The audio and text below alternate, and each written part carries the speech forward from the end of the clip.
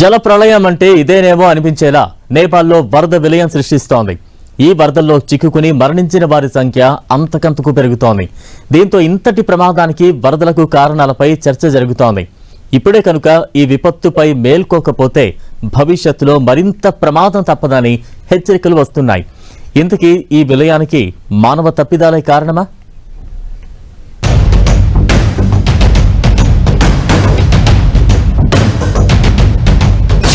Himalayan glacier కరిగిపోతోంది. Nepal వరదలకు కారణమిదే.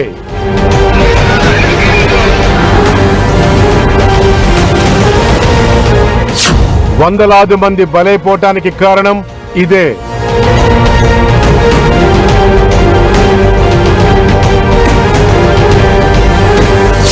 నేపాల్ మాత్రమే కాదు, భారత్ కి డేంజర్ బెల్స్.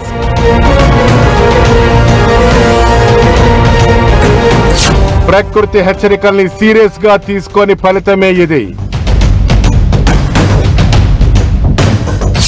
ముప్పు ఇక మన సరిహద్దుల ముంగిట్లోనే ఉంది. వాతావరణ మార్పులతో, భూతాపంతో ప్రకృతి వైపరీత్యాలు సంభవిస్తున్నాయి. తాజాగా నేపాల్లో జలప్రళయం కూడా అందులో భాగమే అంటున్నారు. కనీసం 1000 మంది ఈ వరదల్లో గల్లంతయ్యారని అంచనా. తెలుగువారు కూడా ఇందులో ఉన్నట్లు చెప్తున్నారు. ఫ్లాష్ ఫ్లడ్స్ కొత్తవేం కాదు. అందులోనూ ఈ ఏడాదిలోనే ఈశాన్య రాష్ట్రాలు ఇలాంటి వరదలను చవిచూశాయి. ఒక్క జూలై నెలలోనే అస్సాంలో 100 మందికి పైగా వరదలకు బలయ్యారు.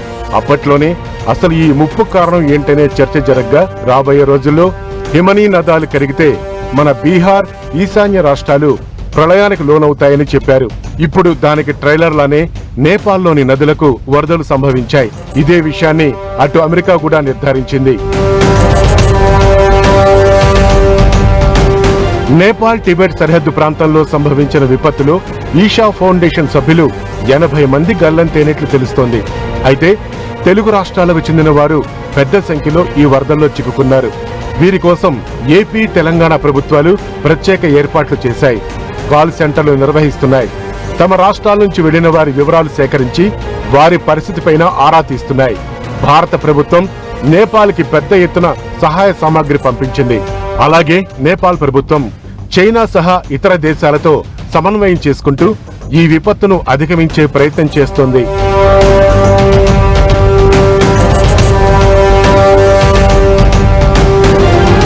క్షణాల్లో దూసుకొచ్చిన వరదలతో గ్రామాలే కొట్టుకుపోయాయి. కొండ చర్యలు విరిగిపట్టడం వల్ల నదుల ప్రవాహ దిశ పూర్తిగా మారిపోయింది. గ్రామాలపైకి దూసుకొచ్చింది. సరిహద్దు ప్రాంతం మొత్తం కూడా శ్మశానాన్ని తలపిస్తున్నాయి. సరిహద్దుల్లోని కొండ ప్రాంతాల నుంచి వస్తున్న బురద, నీటి ప్రవాహాన్ని చూసి జనాలు ప్రాణాలు అరచేతిలో పెట్టుకుని పరుగులు తీస్తున్న దృశ్యాలు అక్కడి సీసీటీవీ కెమెరాల్లో రికార్డయ్యాయి.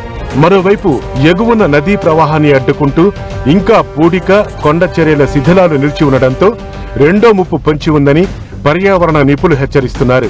హిమాలయ ప్రాంతంలో ఇలాంటి విపత్తులు సంభవించడం ఇది మొదటిసారి కాదు. గత ఏడాది జూలై 8న కూడా భుటైకోషి నదిలో ఇదే తరహాలో ఆకస్మిక వరదలు వచ్చాయి.